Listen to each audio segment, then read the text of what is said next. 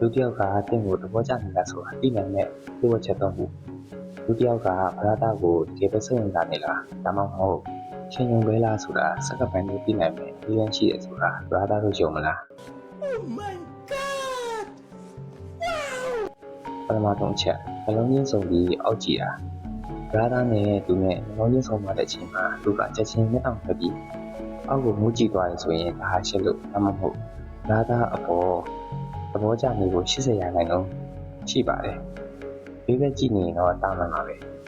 ဒုတိယချက်ကဟိုဒီမရှင်လို့ခေါ်တယ်ကိုဟန်အမူအရာပြပါတာပါဗလာတာကရှေ့ဘက်ကိုင်းလိုက်ရင်သူကလည်းလိုက်ကိုင်းတာဗလာတာကရှေ့ကိုကိုင်းလိုက်ရင်သူကလည်းလိုက်ကိုင်းနိုင်ပြီပေါ့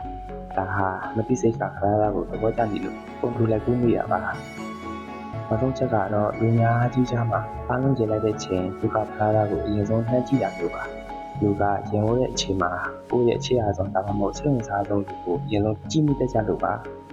ကဲဗလာတာပြီးမှတော့အဲ့လိုမျိုးလူရှိတာ 你们散了，我，那我赢了。 ပုံမှန်မှာပြောခဲ့ပါဦး